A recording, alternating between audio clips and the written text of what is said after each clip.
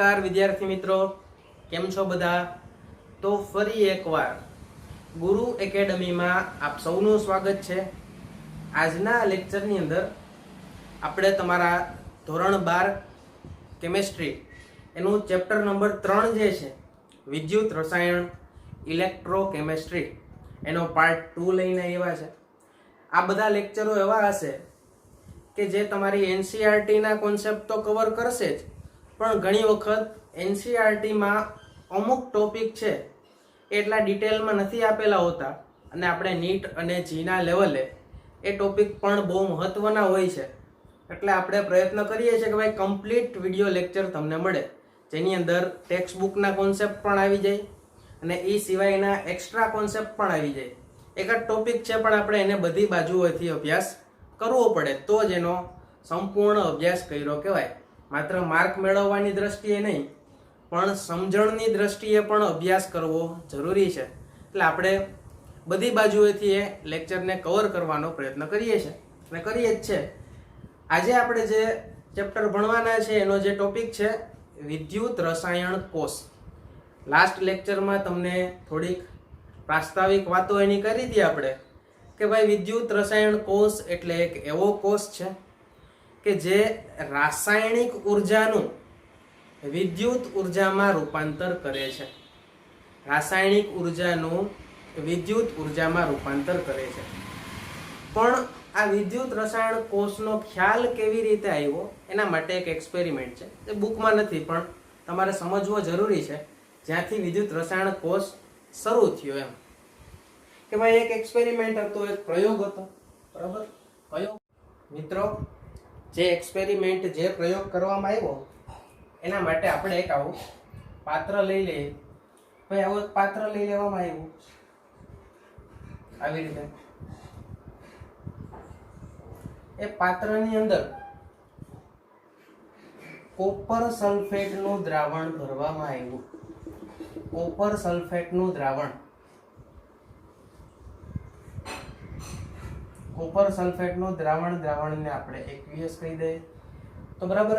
આ કોપર સલ્ફેટનું દ્રાવણ છે, ઇટ મીન્સ આમાં કોપર +2 માં હોય, SO4 -2 માં હોય, બરાબર? તમને ઓક્સિડેશન આંક કાઢતા આવડતા જ હશે. તો આ કોપર સલ્ફેટના દ્રાવણની અંદર ઝિંક ધાતુનો એક સળિયો આવી રીતે ડુબાડવામાં આવ્યો. ઝિંક ધાતુનો સળિયો, બરાબર? બુકમાં આકૃતિ તમને નહીં મળે મિત્રો, બરાબર? અહીંથી શરૂઆત થઈ, ત્યાં એક્સપેરિમેન્ટ હતો સૌથી પહેલો. ઝિંક ધાતુનો સળિયો, કોપર સલ્ફેટનું દ્રાવણ, આ રીતે પ્રયોગ છે શરૂ કરવામાં આવ્યો. અને આ જગ્યાએ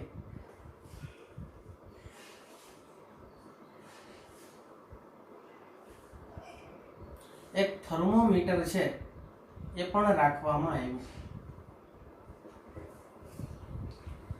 હવે પ્રયોગ થતા થોડા સમય પછી જેમ પ્રક્રિયા થઈ એમ શું અવલોકન આપણે જોવા મળ્યા? તો પહેલું અવલોકન જોવા મળ્યું કે ભાઈ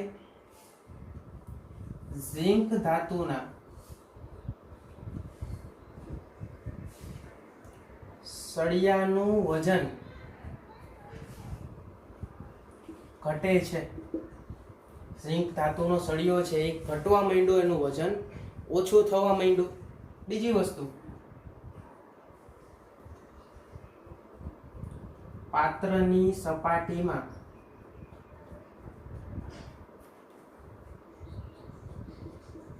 લાલ રંગના અવક્ષેપ જોવા મળ્યા.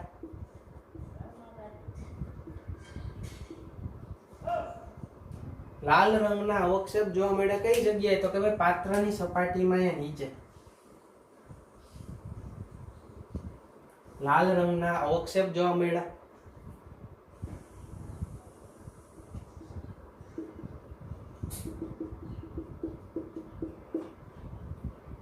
એના પછી આગળ વધીએ તો બીજું એક જોવા મળ્યું ભાઈ જે આશ્ચર્યજનક હતું, બરાબર? ત્યાંથી જ વિચાર આવ્યો કે ભાઈ ઉર્જા ઉત્પન્ન થાય છે. એ વસ્તુ હતી કે ભાઈ થર્મોમીટરમાં તાપમાનનો વધારો અવલોકિત થયો. ઇટ મીન્સ ભાઈ આ પાત્રમાં તાપમાન વધ્યું એટલે થર્મોમીટરનો પારો છે એ ઉપર તરફ ચડ્યો એટલે આપણે થર્મોમીટરથી ખબર પડી કે ભાઈ ટેમ્પરેચર વધે છે. હવે એમ થાય કે સાહેબ આ લાલ કલર ઓટોમેટિક કેમ આવી ગયો, સિંકનું વજન કઈ રીતે ઘટવા માંડ્યું, તો એ સમજવા માટે વૈજ્ઞાનિક કારણો આપણે મળ્યા કે ભાઈ દ્રાવણમાં શું થયું, તો કે ઝિંકનું ઓક્સિડેશન થયું.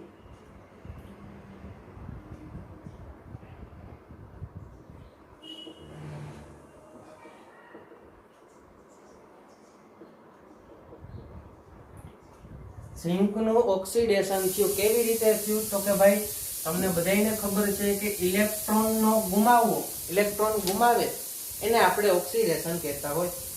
ઇલેક્ટ્રોન ગુમાવે તો ઓક્સિડેશન અને ઇલેક્ટ્રોન મેળવે તો રિડક્શન. તો અહીંયા ઇલેક્ટ્રોન ગુમાવવાનું કાર્ય થયું. ઝિંકે પોતાનું ઓક્સિડેશન કરી શું બનાવ્યું, ઝિંક +2. એને 2 ઇલેક્ટ્રોન છે એ મુક્ત કર્યા. બરાબર, આ પ્રક્રિયાને કહેવાય ઓક્સિડેશન. કે ઝિંક જે છે એ ઘન અવસ્થામાં હતો સોલિડમાં, એ દ્રાવણમાં વયો ગયો એટલે કે એક્વિયસ અવસ્થામાં વયો ગયો. એટલે કે અહીંયા ઝિંક છે એ તૂટી અને Zn+2 સ્વરૂપે દ્રાવણમાં વયો ગયો. અહીંયા તો ત્યારે કેવો હતો, સોલિડ. હવે દ્રાવણમાં ગયો એટલે કેવો થઈ ગયો તો કે એક્વિયસ. તો ઝિંક ધીમે ધીમે દ્રાવણમાં જવાનું શરૂ કરે એટલે ઝિંકનું વજન છે એ શું થાય, ઘટે. કારણ કે સળિયો તૂટવા માંડે અને દ્રાવણમાં જવા માંડે, એવી પ્રક્રિયા થઈ. સળિયાને કાટ લાગ્યો એવું પણ કહી શકીએ ને આપણે. પછી પાત્રની સપાટીમાં લાલ રંગના અવક્ષેપ મળ્યા. એ લાલ રંગના અવક્ષેપ કોના હોય, તો કે કોપરના હોય છે. આપણે એવું કીધું કે ભાઈ કોપર સલ્ફેટનું દ્રાવણ ભર્યું છે.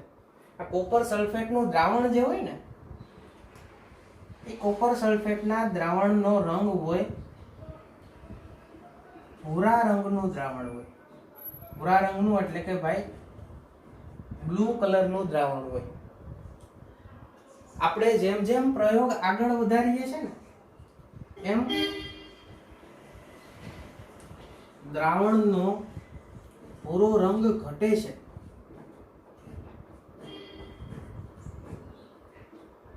દ્રાવણનો ભૂરો રંગ ઘટે, દ્રાવણ કેવું થઈ જાય તો કે રંગવિહીન થઈ જાય અથવા રંગવિહીન બને. એવું શા માટે થયું, તો ભાઈ કોપર સલ્ફેટનું દ્રાવણ હોય, ઇટ મીન્સ આખા દ્રાવણમાં કોપર સલ્ફેટ છે. કોપર સલ્ફેટ છે એટલે કે ભાઈ દ્રાવણની અંદર કોપર +2 હાજર છે. કોપર સલ્ફેટનો અર્થ છે કોપર +2 અને SO4 -2. તો દ્રાવણમાં કોપર +2 હાજર છે. ઈ કોપર +2 એનો કલર હોય ભૂરો રંગ. ઈ કોપર +2 શું કરે તો કે 2 ઇલેક્ટ્રોન મેળવે. કારણ કે +2 શું દર્શાવે છે, એને 2 ઇલેક્ટ્રોન ઘટે છે. તો 2 ઇલેક્ટ્રોન મેળવે અને કોપર કેવું બની જાય તો કે સોલિડ. જ્યારે કોપર +2 હતું ત્યારે દ્રાવણમાં હતું એટલે દ્રાવણની અવસ્થામાં એક્વિયસ સ્ટેટમાં હતું. એ જ્યારે 2 ઇલેક્ટ્રોન મેળવી લે છે ત્યારે કેમાં વયું જાય તો કે સોલિડમાં વયું જાય. સોલિડમાં વયું જાય એટલે અહીંયા ઘન સ્વરૂપે દ્રાવણમાં નીચે જમા થઈ જાય છે, ઘન સ્વરૂપે. બરાબર, અવક્ષેપ સ્વરૂપે. એ જે કોપર ઘન સ્વરૂપે અહીંયા જમા થાય છે, એ કોપર હોય કેવા કલરનું તો કે લાલ રંગનું.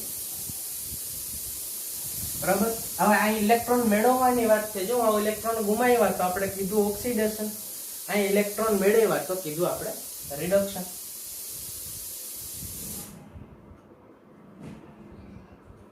રિડક્શન પ્રક્રિયા થઈ.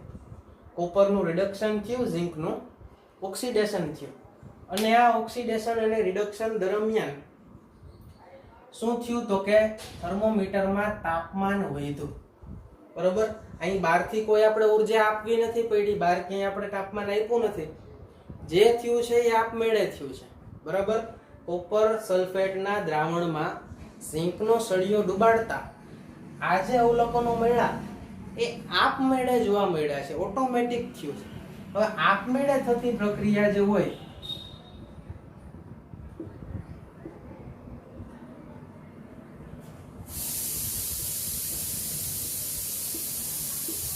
આપમેળે થતી પ્રક્રિયા માટે તમને ખબર છે કે ભાઈ ગિબ્સ મુક્ત ઉર્જા ડેલ્ટા જી એની અંદર થતો ફેરફાર કેવો હોય તો કે 0 થી નાનો હોય તો જ આપમેળે પ્રક્રિયા થઈ હોય. તો આ પ્રક્રિયા આપમેળે થઈ એટલે કહી શકીએ કે ભાઈ આ એક્સપેરિમેન્ટ માટે, આ પ્રયોગ માટે ડેલ્ટા જી નું મૂલ્ય 0 થી નાનું છે. હવે જ્યારે પણ ડેલ્ટા જી નું મૂલ્ય 0 થી નાનું હોય એ બધી જ પ્રક્રિયા કેવી હોય તો કે ઉષ્મા ક્ષેપક પ્રકારની પ્રક્રિયા હોય. તો ઉષ્મા ક્ષેપક એટલે ઉષ્મા મુક્ત કરે એવી પ્રક્રિયા હોય.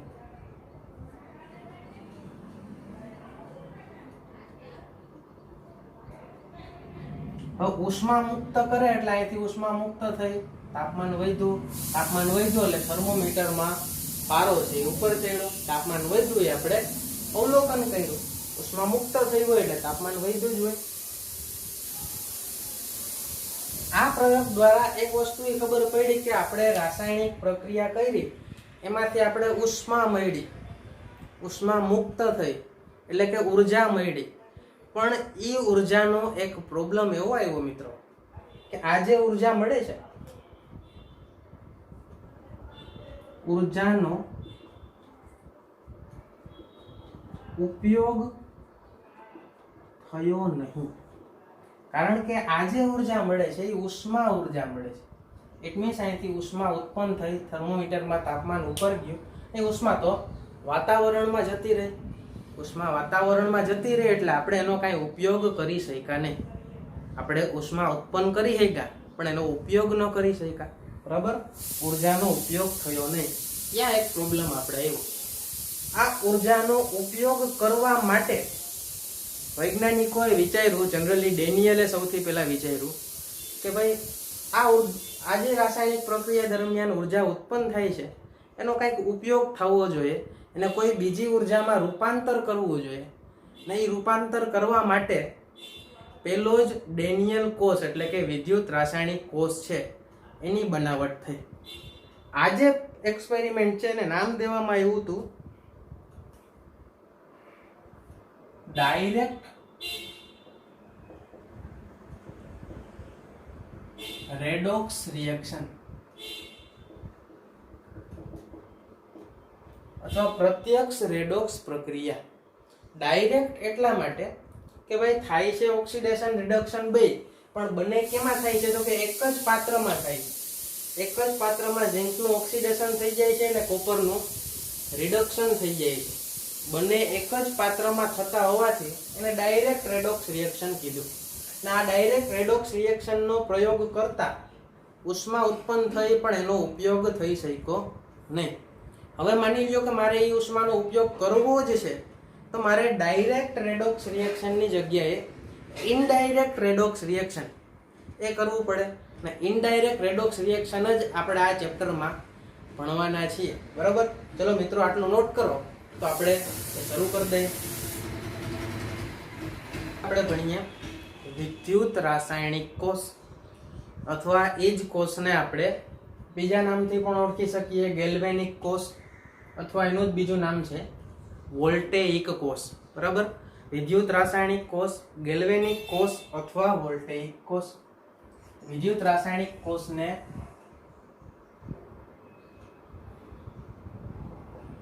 ઇલેક્ટ્રોકેમિકલ સેલ પણ કહેવામાં આવે, બરાબર. વિદ્યુત રાસાયણિક કોષ, ઇલેક્ટ્રોકેમિકલ સેલ, ગેલ્વેનિક સેલ ઓર વોલ્ટેઇક સેલ, બરાબર. આ વિદ્યુત રાસાયણિક કોષ જે છે એનું મેઇન કાર્ય તમને લાસ્ટ લેક્ચરમાં પણ કીધેલું કે ભાઈ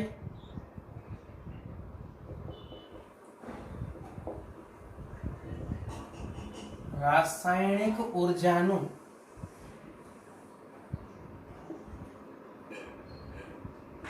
વિદ્યુત ઉર્જામાં રૂપાંતર. રાસાયણિક ઉર્જાનું વિદ્યુત ઉર્જામાં રૂપાંતર કરતા કોષને શું કહેવાય? તો કે વિદ્યુત રાસાયણિક કોષ. બરાબર, રાસાયણિક ઉર્જાનું વિદ્યુત ઉર્જામાં રૂપાંતર કરી શકે એવા જ કોષને કહેવાય વિદ્યુત રાસાયણિક કોષ. ક્લિયર? હવે આ વિદ્યુત રાસાયણિક કોષમાં સૌથી પહેલો કોષ બન્યો તો ડેનિયલ કોષ. બરાબર, જેનું નામ આપણે ઉપર નથી લખ્યું એનું કારણ જ છે કે ભાઈ ડેનિયલ કોષ એક ખાસ પ્રકારનો કોષ છે. કેવી રીતે? તો કે ખાસ યાદ રાખજો ભાઈ, આપણે શરૂઆત જ ડેનિયલ કોષથી કરીએ.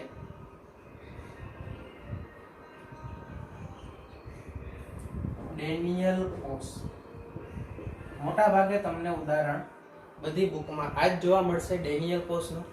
બરાબર, ડેનિયલ કોષ એ શું છે? તો કે કોપર અને ઝિંક ધરાવતો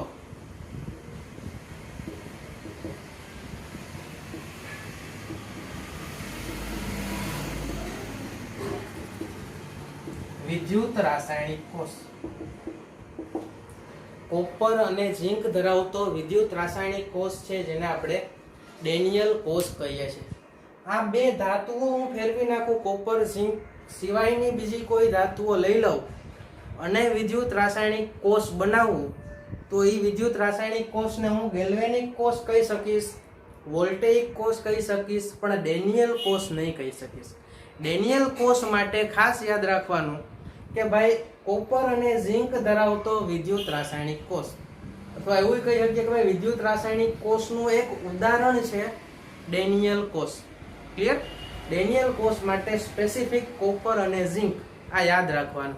બરાબર, તો ડેનિયલ કોષ છે એક પ્રકારનો વિદ્યુત રાસાયણિક કોષ છે જેની અંદર કોપર અને ઝિંક બંને ધાતુઓ આવેલી છે.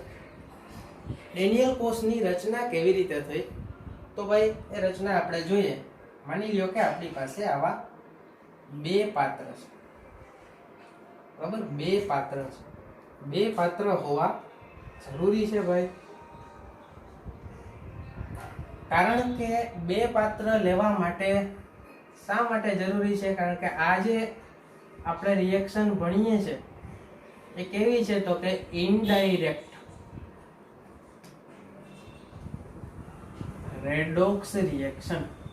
આગળ આપણે ડાયરેક્ટ રેડોક્સ જોયું કે જેની અંદર ઉષ્મા ઉર્જા ઉત્પન્ન થતી હતી. અહીંયા આપણે વિદ્યુત ઉર્જા ઉત્પન્ન કરવી છે તો ઇનડાયરેક્ટ રેડોક્સ રિએક્શન કરવું જોશે. ડાયરેક્ટ રેડોક્સ રિએક્શનમાં શું થતું હતું? રેડોક્સ એટલે કે ઓક્સિડેશન અને રિડક્શન એ એક જ પાત્રમાં થતી હતી. બરાબર, અહીંયા આપણે ઇનડાયરેક્ટમાં ઓક્સિડેશન એક અલગ પાત્રમાં કરશું અને રિડક્શન એક બીજા અલગ પાત્રમાં કરશું. ક્લિયર? એટલે બે પાત્ર લેવા જરૂરી થઈ ગયા ભાઈ.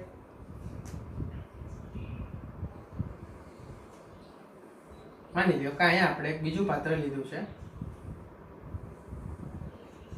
આવી રીતે બંને પાત્રમાં આપણે રસાયણો ભરી દઈએ. માની લ્યો કે ભાઈ આ પાત્રમાં આપણે ભરી દઈએ છે ઝિંક સલ્ફેટ નું દ્રાવણ, ZnSO4 નું દ્રાવણ.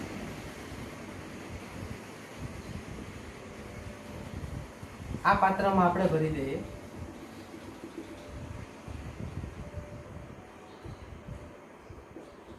કોપર સલ્ફેટ નું દ્રાવણ, ZnSO4 CuSO4. આ બંને દ્રાવણોની અંદર આપણે એક એક સળિયો છે એ મૂકી દઈએ. ઝિંક સલ્ફેટના દ્રાવણમાં જે સળિયો આપણે મૂક્યો છે એ છે ઝિંક ધાતુનો સળિયો.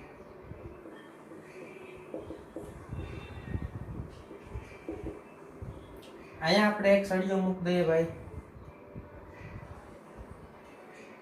એ છે કોપર ધાતુનો સળિયો.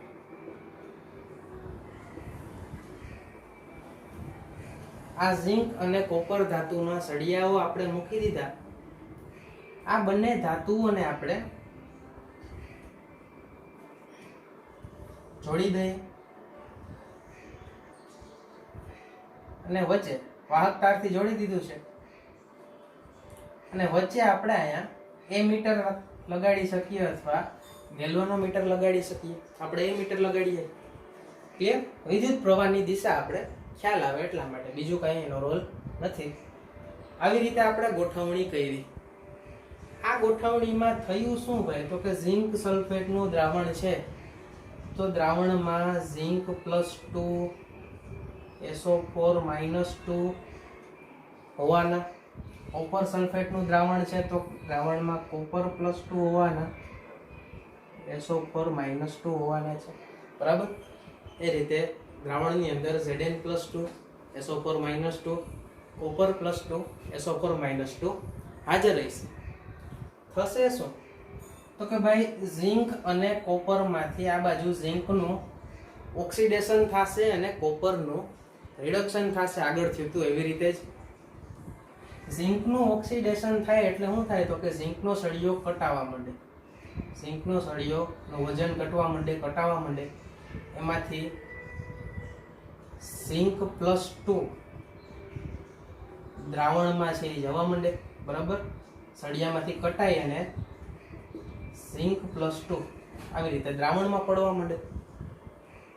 હવે સળિયામાંથી પ્લસ છે એ નીચે પડવા માંડ્યો તો સળિયામાં રહ્યો શું, તો કે -વીજભાર રહ્યો કે નહીં. ખાસ સમજો કે સળિયામાંથી ધન Zn+2 નીચે પડવા માંડ્યું, ઇલેક્ટ્રોન ગુમાવીને નીચે પડવા માંડ્યું તો આ ઇલેક્ટ્રોન આ સળિયા ઉપર જ રહ્યા, ધાતુ નીચે પડી ગઈ. ઇલેક્ટ્રોનનો વીજભાર કેવો હોય, તો કે માઇનસ, તો આ માઇનસ અહીંયા રહ્યું. હવે અહીંયા માઇનસ જે છે બરાબર એ અહીંયા છે. હવે આ માઇનસ આ બાજુ છે તો ત્યાં ક્યાંક પ્લસ પણ બનતું હોય છે. જો કેવી રીતે બને, તો કોપરનું રિડક્શન થાય. કોપરનું રિડક્શન થાય એટલે શું કરે, કોપર ઇલેક્ટ્રોન મેળવી અને કોપર દ્રાવણમાંથી કેમાં જવા માંડે, તો કે સળિયા ઉપર જવા માંડે. તો કોપરમાં શું થશે, તો કે કોપરના વિદ્યુત ધ્રુવ છે એમાં બહારથી કોપર એટલે કે દ્રાવણમાંથી કોપર આવીને સળિયા ઉપર નિક્ષેપિત થઈ જશે, જમા થઈ જશે. કારણ કે ત્યાં રિડક્શન થાય છે, દ્રાવણમાંથી કોપર છે એ ઘન બની જાય અને ત્યાં જમા થઈ જાય. તો દ્રાવણમાંથી કોપર +2 છે એ ગયું, અહીંયા જમા થયું એટલે ત્યાં પ્લસ ચાર્જ થાય છે. એટલે આ સળિયો કેવો હોય, તો કે પ્લસ નો હોય. અહીંયા પરિણામી ઋણ વીજભાર હશે, ત્યાં ધન વીજભાર હશે. બરાબર. હવે જ્યાં ઋણ વીજભાર હોય બરાબર, તો એ ગ્રીક ભાષામાં ઋણ વીજભારને કહેવામાં આવે એન આયન. અને એન આયન જ્યાં ભેગા થયેલા છે એ સળિયાને નામ આપ્યું એનોડ. એટલે આ બાજુ આપણે એનોડ આવું લખ્યું. ધન વીજભારને કહેવાય ગ્રીક ભાષામાં કેટાયન. અને ધન વીજભાર જ્યાં જમા થયો છે એ સળિયાને નામ આપવામાં આવ્યું કેથોડ. એનોડ અને કેથોડ આવી રીતે નામ પડ્યા. હવે આ એનોડમાં શું થાય છે, તો કે ઝિંક +2 નીચે જાય છે અને ઇલેક્ટ્રોન અહીંયા રહી જાય છે. આ ઇલેક્ટ્રોન ઓલા ધન વીજભારને જોઈ જશે એટલે ઇલેક્ટ્રોનનો પ્રવાહ વહેવાનો આ રીતે અને આ દ્રાવણમાં જવાનું. આ દ્રાવણમાં ઇલેક્ટ્રોન આવ્યા તો કોપર +2 છે એને ઇલેક્ટ્રોનની જરૂર હોય. કોપર +2 શું કરે, તો કે ઇલેક્ટ્રોન મેળવી લે અને અહીંયા સળિયા ઉપર જમા થઈ જાય. બરાબર. ઘન સ્વરૂપે જમા થઈ જાય. આવી રીતની પ્રક્રિયા છે એ શરૂ થઈ. બરાબર. અહીંયા ઝિંકમાં શું થયું, તો કે ઓક્સિડેશન થયું. જ્યારે કોપરનું શું થયું, તો કે રિડક્શન થયું.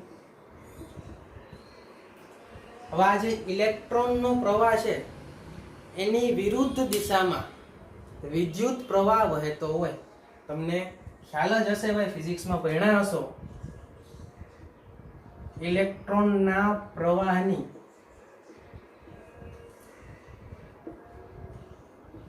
વિરુદ્ધ દિશામાં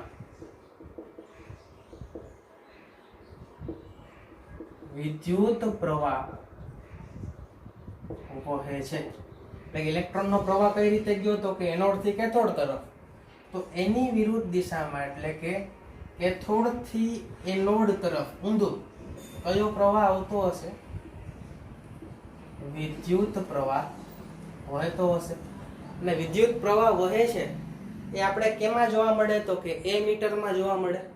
એ મીટર પોતાનું કોણાવર્તન દર્શાવે આ બાજુ દર્શાવ્યું કોણાવર્તન આવી રીતે. એનો અર્થ શું થયો કે ભાઈ કેથોડ થી એનોડ તરફ વિદ્યુત પ્રવાહ આવે છે.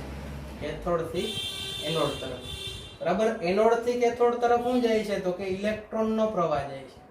ઇલેક્ટ્રોનના પ્રવાહની વિરુદ્ધ દિશામાં શું હોય તો કે વિદ્યુત પ્રવાહના એમીટર વિદ્યુત પ્રવાહની દિશા બતાવે છે. ક્લિયર? તો આવી રીતે આ કોર્સ શરૂ થયો, અહીંથી ઇલેક્ટ્રોનનો પ્રવાહ આમ ગયો, અહીંથી રિવર્સ ડાયરેક્શનમાં વિદ્યુત પ્રવાહ મળ્યો. આ જગ્યાએ કોઈ ઉપકરણ રાખીએ તો એ ઉપકરણ પણ શરૂ થઈ જાય, કારણ કે અહીંયા વિદ્યુત પ્રવાહ મેળવવામાં આવ્યો. આ ડેનિયલ કોર્સ દ્વારા, આ કોર્સને આપણે ડેનિયલ કોર્સ કીધું. તો કે ભાઈ ડેનિયલ કોર્સ દ્વારા મેળો જે વિદ્યુત પ્રવાહ આપણે, એ વિદ્યુત પ્રવાહ કેટલો મળ્યો તો કે 1.10 વોલ્ટ જેટલો વિદ્યુત પ્રવાહ મળ્યો.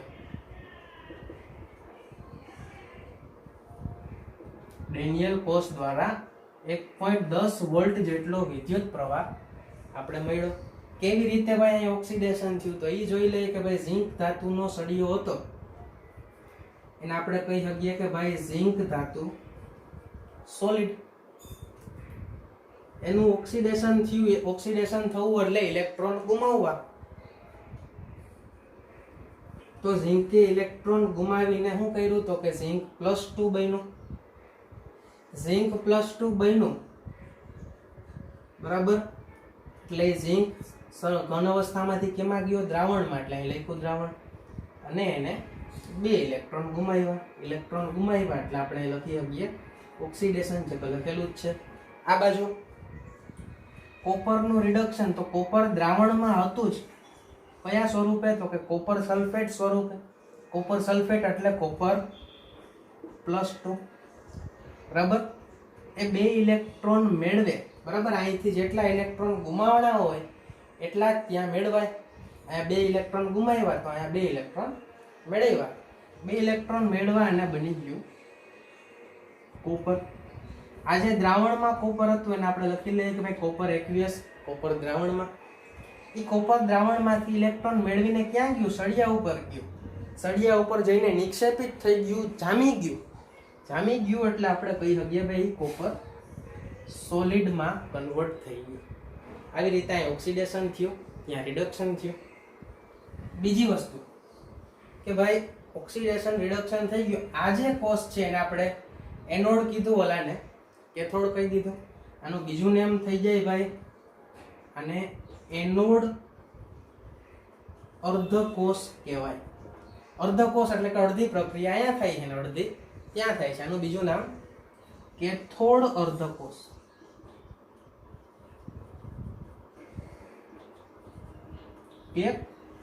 આને એમ પણ કહી શકીએ કે ભાઈ ઓક્સિડેશન અર્ધકોષ. આને કહી શકીએ રિડક્શન અર્ધકોષ. ક્લિયર? ઓક્સિડેશન અર્ધકોષ, રિડક્શન અર્ધકોષ, અથવા આને કહી શકીએ ઋણ વીજભારિત અર્ધકોષ. કારણ કે અહીં સળિયા ઉપર જોવું જોઈએ ઋણ વીજભાર છે. આને કહી શકીએ ધન વીજભારિત અર્ધકોષ. ક્લિયર? ઋણ વીજભારિત અર્ધકોષ, કારણ કે એનોડ ઉપર ઋણ વીજભાર હોય છે એટલે એનોડ આપણે જ્યાં જ્યાં લખીએ છીએ ત્યાં નેગેટિવ ચાર્જ લખીએ છીએ.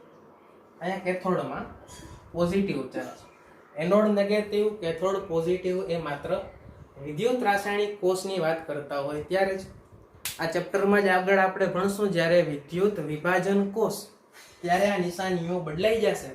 પણ એની વાત આપણે આગળ જ કરશું તો વધારે લોજિકલ રહીએ ભાઈ. તો આ એનોડ અર્ધકોષ, ઓલો કેથોડ અર્ધકોષ, બરાબર. અહીં વચ્ચે એક શાર્ક સેતુ આવે, વચ્ચે આપણે એક શાર્ક સેતુ આવે જે મૂકો નથી. એ શાર્ક સેતુની જરૂર શા માટે પડી પહેલા તો એ જોઈ લેશું. અને ભાઈ આ આકૃતિ યાદ રાખવા માટે સિમ્પલ ટેકનિક યાદ રાખી લેવાની.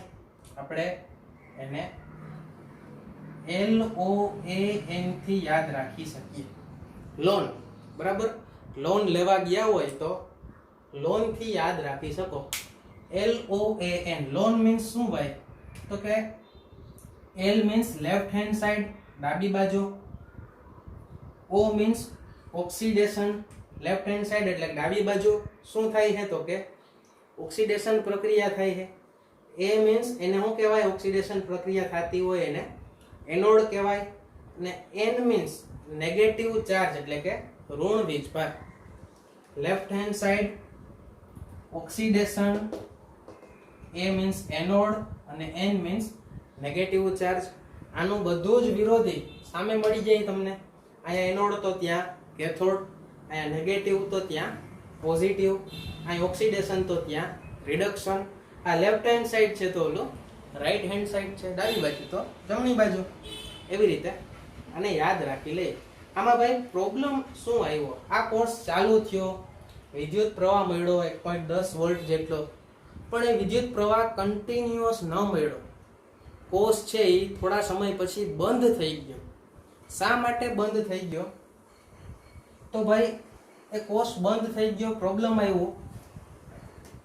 એની અંદર પહેલો પ્રોબ્લેમ એ આવ્યો ભાઈ, શું પ્રોબ્લેમ આવ્યો? કોર્સ કેવી રીતે બંધ થયો? તો કે ભાઈ પ્રોબ્લેમ્સ. પહેલો પ્રોબ્લેમ એવો આવ્યો કે ભાઈ ઝિંક છે એ ઝિંક +2 દ્રાવણમાં પડતું જાય છે. તો એક સમય એવો આવ્યો કે આખા દ્રાવણમાં આ સળિયો કટાવા માંડ્યો અને આખા દ્રાવણમાં ઝિંક +2 નો જથ્થો વધવા માંડ્યો. ઝિંક +2 નો જથ્થો વધવા માંડ્યો. અને ઝિંક +2 નો જથ્થો, ઝિંક +2 ની સાંદ્રતા એટલી વધી ગઈ કે આ ઇલેક્ટ્રોનને અહીંથી બહાર જવા માટે રોકે. બરાબર, કારણ કે પ્લસ વધી ગયો તો ઇલેક્ટ્રોનને પોતાની તરફ આકર્ષે. એટલે ઇલેક્ટ્રોન અહીંથી જે બહાર ઇઝીલી જતો એ હવે જઈ શકશે નહીં. કે ભાઈ ઝિંક +2 ની સાંદ્રતા વધતા, સાંદ્રતાને આપણે બોક્સમાં લખતા હોય આ રીતે, સાંદ્રતા વધી જતા, બરાબર, ઇલેક્ટ્રોન એનોડમાંથી બહાર નીકળી શકતો નથી.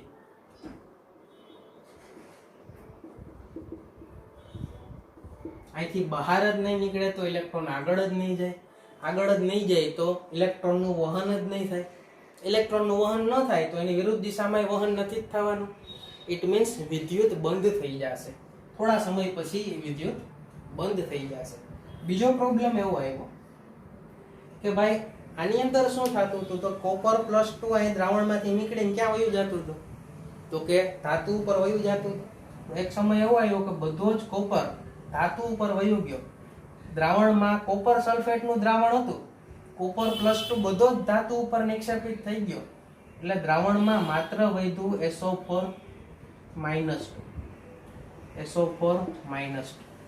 SO4-2 છે એ માઇનસ વીજભાર ધરાવે છે, એટલે કે એની પાસે ઇલેક્ટ્રોન છે.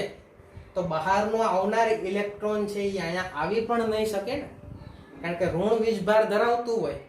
અહીંયા દ્રાવણમાં પણ ઋણ વીજભારનો જથ્થો વધ્યો એટલે આ ઇલેક્ટ્રોન અહીંયા આવવા માંડશે, પણ આ ઋણ વીજભાર અને આ ઇલેક્ટ્રોનનો ઋણ વીજભાર એકબીજાને અપાકર્ષિત કરશે, દૂર ફેંકશે. એટલે ઇલેક્ટ્રોન માની લો કે અહીંથી ગમે એ રીતે નીકળીને અહીંયા પહોંચ્યો તો અહીં અંદર એન્ટર થઈ શકશે નહીં. એ અપાકર્ષણને લીધે ફરી પાછો બહાર જશે. એટલે આપણે એવું કહી શકીએ કે ભાઈ કેથોડ પર SO4-2- ની સાંદ્રતા વધતા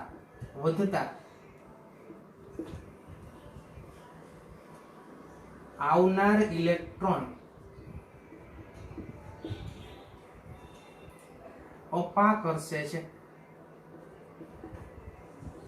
આવનાર ઇલેક્ટ્રોનને અપાકર્ષે છે એટલે કે આ ઇલેક્ટ્રોન આવવા જ નહીં દે, પ્રક્રિયા થવા જ નહીં દે, ને ઇન શોર્ટ કોષ થઈ જશે બંધ. ભાઈ થોડા સમય માટે આપણે પ્રવાહ મળ્યો પછી કોષ પૂરો, સેલ પૂરો.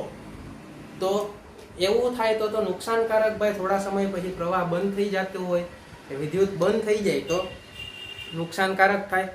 એવું ન થવા દેવું હોય તો આપણે શું મૂકવું પડે?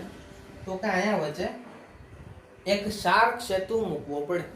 શાર્ક સેતુ શા માટે મૂકવો પડ્યો? તો એના કારણો ખબર પડી કે ભાઈ આ બે કારણોથી આ કોષનો પ્રવાહ બંધ થઈ જાય છે. એ પ્રવાહ બંધ ન કરવો હોય તો શાર્ક સેતુ મૂકવો પડે. એક શાર્ક સેતુ કેવી રીતે મૂકવો એની આપણે આગળ ચર્ચા કરીએ. પહેલા આટલું નોટ કરી લ્યો મિત્રો.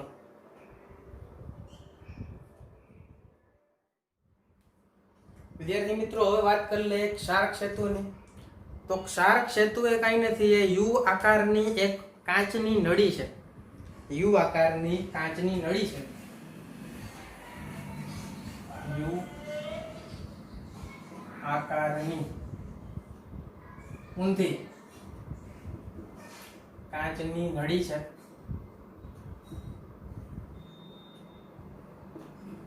જેને વિદ્યુત રાસાયણિક કોષમાં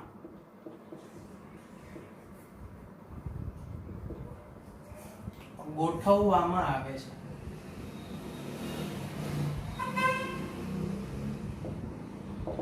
વિદ્યુત રાસાયણિક કોષમાં ગોઠવવામાં આવે. કેવી રીતે ગોઠવવામાં આવે?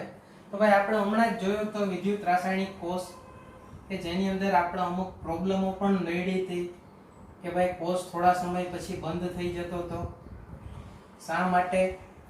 કારણ કે બંને બાજુ ઇલેક્ટ્રોનનું વહન છે એ અટકી જતો હતો.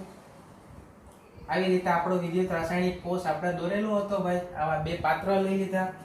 બંને પાત્રમાં આપણે વિદ્યુત ધ્રુવો એટલે કે ધાતુના સળિયાઓ છે એને આવી રીતે ગોઠવી દીધા હતા. બંને ધાતુના સળિયા વચ્ચે આપણે એ મીટર ગોઠવું હતું. તો આ રીતે એ મીટર ગોઠવી દઈએ. આ ધાતુનો સળિયો જે છે ડાબી બાજુ, જેને આપણે કહી દીધું હતું કે ભાઈ ડાબી બાજુનો સળિયો છે એને એનોડ કીધું હતું, જ્યાં ઋણ વીજભાર હોય. આને કીધું હતું કેથોડ, કે જ્યાં ધન વીજભાર હોય. બંને બાજુ દ્રાવણો ભરી દીધા હતા ભાઈ. ડાબી બાજુ જે દ્રાવણ ભર્યું હતું એ હતું ઝિંક સલ્ફેટનું. આ બાજુ હતું કોપર સલ્ફેટનું. આ સળિયો હતો એ ઝિંકનો, આ સળિયો હતો એ કોપરનો. પ્રોબ્લેમ આવ્યો હતો કે ભાઈ સળિયામાંથી પ્રવાહ વહેતો બંધ થઈ ગયો. એ પ્રવાહ ફરી મારે ચાલુ કરવો હોય તો મારે શાર્ક સેતુને આવી રીતે ગોઠવવો પડે. આ યુ આકારની ઊંધી નળી છે, બરાબર? એને આપણે આવી રીતે ગોઠવી દેવી પડે.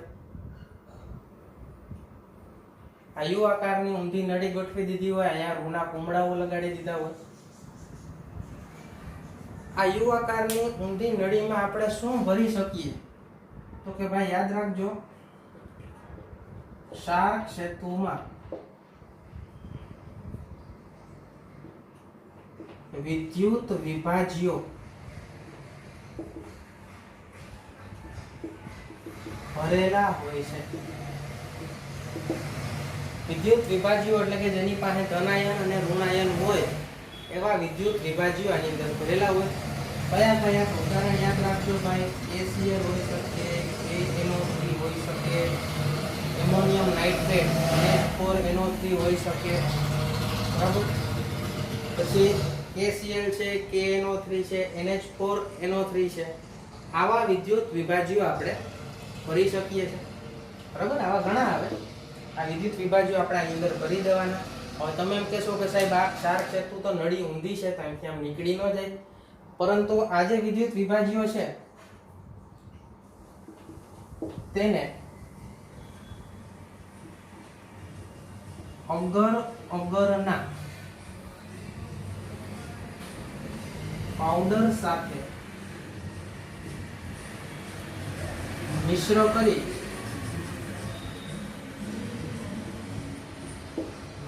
કરી અર્ધઘન અવસ્થામાં રાખવામાં આવે છે.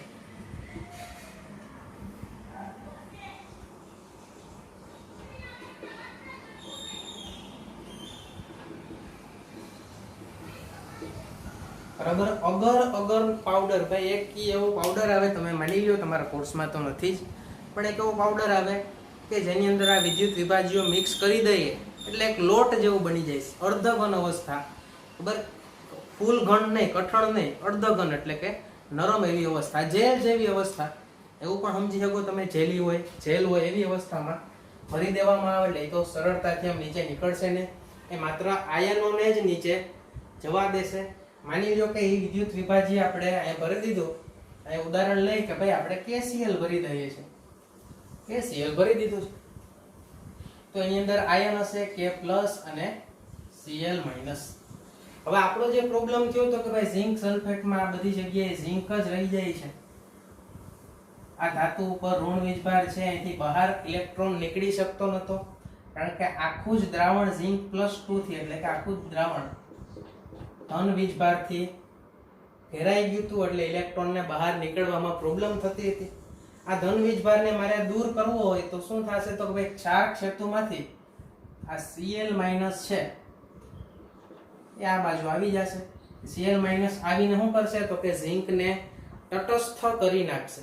એટલે કે ઝિંક +2 જે દ્રાવણમાં હતું એ Cl- આવીને ± વીજભાર ઘટી જશે, વીજભાર તટસ્થ થઈ જશે. વીજભાર તટસ્થ થઈ જાય તો ફરી પાછો કોષ છે એ શરૂ થઈ જાય, ઇલેક્ટ્રોનનું વહન આ બાજુ ચાલુ થઈ જાય. એવી જ રીતે અહીંયા શું થતું, તો કે Cu બધો જ આ કોપરના સળિયા ઉપર વયો જતો, Cu+2 દ્રાવણમાંથી બધો જ ક્યાં વયો જતો, તો કે આ કોપરના સળિયા ઉપર આમ જમા થઈ જતો. હવે દ્રાવણમાં માત્ર રહેતું SO4-, એ માઇનસ વીજભાર આખું દ્રાવણ છે એ માઇનસ વીજભારથી ઘેરાઈ જતું, SO4- ના વીજભારથી ઘેરાઈ જતું, એટલે બીજો ઇલેક્ટ્રોન અહીંયા આવી ન શકતો. હવે એ પણ પ્રોબ્લેમ બંધ થઈ જશે. શા માટે?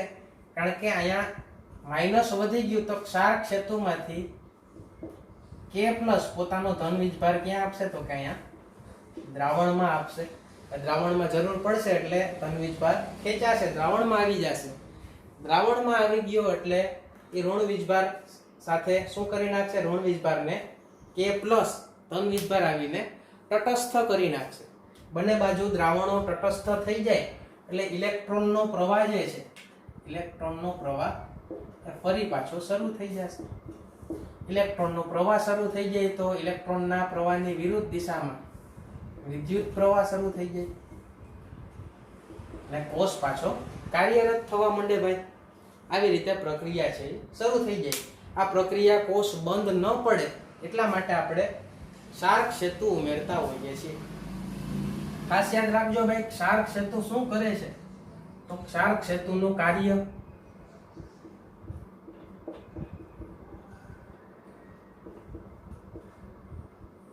ક્ષાર ક્ષેત્રનું કાર્ય. ક્ષાર ક્ષેત્ર પહેલી તો વસ્તુ શું કરે, તો કે બંને વિદ્યુત ધ્રુવોને અને દ્રાવણોને વિદ્યુતીય તટસ્થતા આપે છે. બરાબર. આ બાજુ ધન વીજભાર જમા થઈ ગયો, ઓલી બાજુ માત્ર ઋણ વીજભાર જમા થઈ ગયો, જેથી કોષ બંધ થઈ ગયો. એ બંને દ્રાવણોને તટસ્થ કરવા માટે જ્યાં ધન છે ત્યાં ઋણ વીજભાર Cl- આવ્યો, જ્યાં ઋણ છે ત્યાં ક્ષાર ક્ષેત્રમાંથી ધન વીજભાર K+ આવ્યો, અને બંને દ્રાવણોને તટસ્થ કરી દીધા. તટસ્થ કરવા માટે વપરાય છે, એટલે કે વિદ્યુતીય તટસ્થતા, ઇલેક્ટ્રિકલ ન્યુટ્રાલિટી આપે છે, પ્રદાન કરે છે. બરાબર. બીજી વસ્તુ કે વીજ પરિપથ પૂર્ણ કરે છે. વીજ પરિપથ પૂર્ણ કરે. વીજ પરિપથ પૂર્ણ કરે એનો અર્થ શું થયો, તો કે ભાઈ અહીંથી વિદ્યુત ઇલેક્ટ્રોનનો પ્રવાહ આ બાજુ જતો હતો, પણ આ બંને એકબીજા હારે કનેક્ટેડ નતા. ક્ષાર ક્ષેત્ર જ્યારે નતો ત્યારે આ દ્રાવણ અને આ દ્રાવણ એકબીજા હારે કનેક્ટેડ નતા, બંધ ગાળો નતો રચાતો. હવે જોવું જોઈએ, ક્ષાર ક્ષેત્ર છે અહીંથી કનેક્શન અહીં સુધી કરે છે, એટલે એક આખો બંધ ગાળો રચાઈ ગયો કે નહીં, વીજ પરિપથ પૂર્ણ થઈ ગયો. એ વીજ પરિપથ પૂર્ણ કરવા માટે પણ ક્ષાર ક્ષેત્રની જરૂર પડે. તો ક્ષાર ક્ષેત્રના બે કાર્યો, કે ભાઈ એક તો વિદ્યુતીય તટસ્થતા આપે અને બીજું વીજ પરિપથને પૂર્ણ કરે. એટલા માટે વિદ્યુત પ્રવાહ છે એ શરૂ રહે, આપણો કોષ છે એ ચાલુ ને ચાલુ રહે. ઓલા પ્રોબ્લેમ જે બે આવ્યા હતા એક શાર્ક સેતુને લીધે સોલ્વ થઈ ગયા.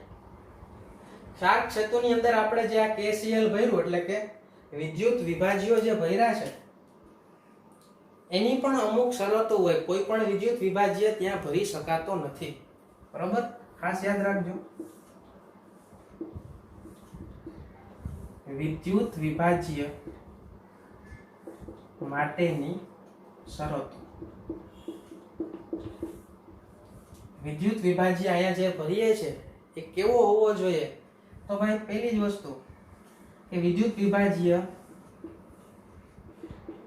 નિષ્ક્રિય હોવો જોઈએ. એટલે કે દ્રાવણ સાથે અથવા ધાતુના સળિયા સાથે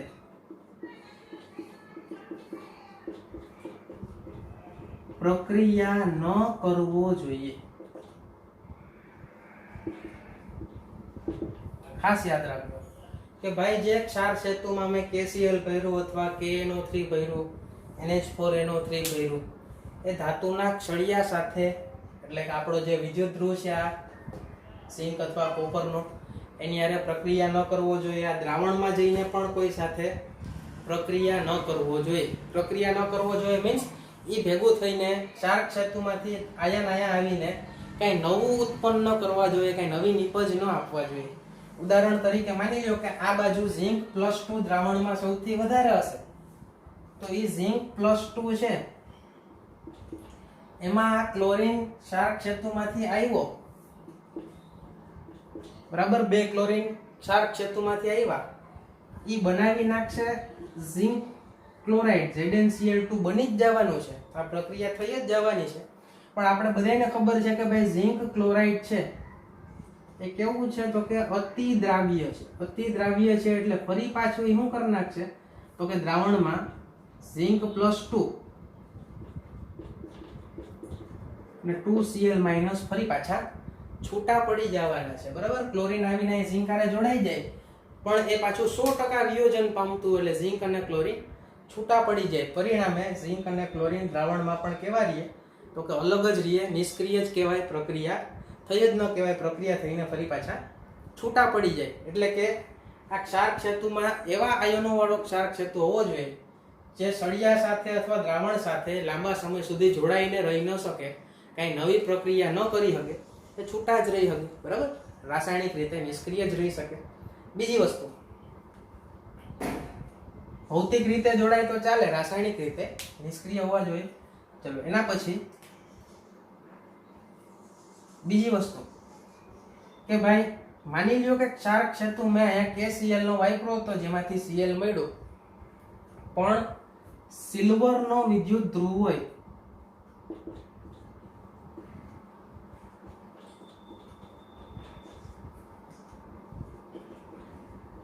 ત્યારે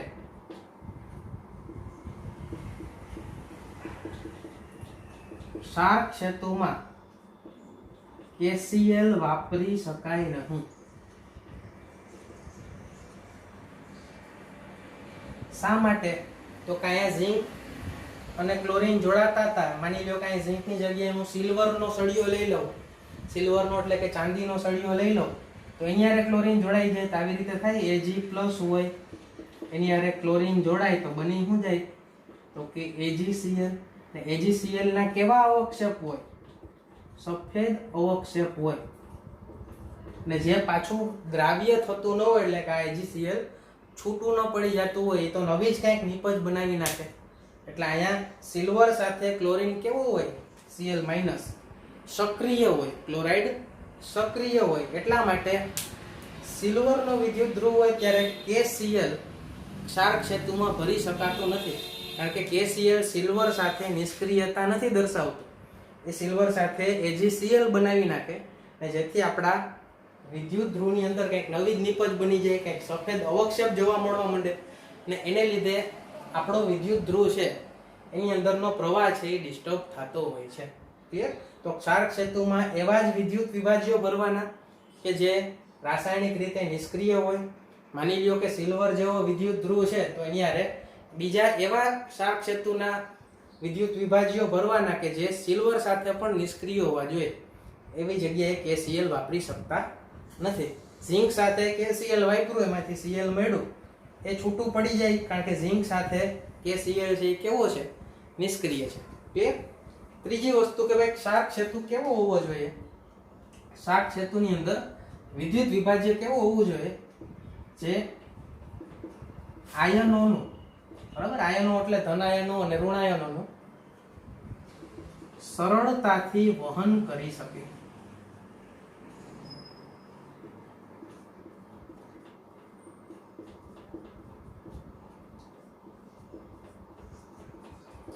સરળતાથી વહન કરી શકે તેવા વિદ્યુત વિભાજ્ય હોવા જોઈએ. ક્લિયર? તો ક્ષારક સેતુમાં જે આપણે અંદર વિદ્યુત વિભાજ્યો ભરીએ છીએ રાસાયણિક રીતે નિષ્ક્રિય હોવા જોઈએ. ધન આયનોનું અને ઋણ આયનોનું એટલે કે K+Cl- એનું વહન સરળતાથી કરી શકે તેવા હોવા જોઈએ. તો આ થઈ ગયું ક્ષારક સેતુનું કાર્ય અને ક્ષારક સેતુમાં જે વિદ્યુત વિભાજ્ય આપણે ભરીએ છીએ એની શરતો. વિદ્યાર્થી મિત્રો, મેં તમને કીધું કે ભાઈ આ ડેનિયલ કોષ જે છે ક્ષારક સેતુથી આપણે કમ્પ્લીટ કરી લીધો ને હવે આ કોષ છે એ 1.10 વોલ્ટ જેટલો પ્રવાહ આપે છે. આ 1.10 જેટલો જ પ્રવાહ શા માટે આપે છે એની પણ ચર્ચા કરશું. કોષનું સાંકેતિક નિરૂપણ કેવી રીતે લખાય, બરાબર, એની ચર્ચા કરશું. આગળ કોષનો પોટેન્શિયલ કોને કહેવાય, ઓક્સિડેશન પોટેન્શિયલ, રિડક્શન પોટેન્શિયલ, એની પણ આપણે ચર્ચા કરશું. એ નેક્સ્ટ વિડિયો લેક્ચરથી આપણે એની અંદર આગળ વધશું. અત્યારે આટલું નોટ કરો અને નેક્સ્ટ વિડિયો લેક્ચર આવે ત્યાં સુધી આ એટલી વસ્તુઓને કંઠસ્થ કરી લ્યો, એક વખત બુકમાં પણ જોઈ લ્યો, ત્યારબાદ આપણે આગળ વધીએ.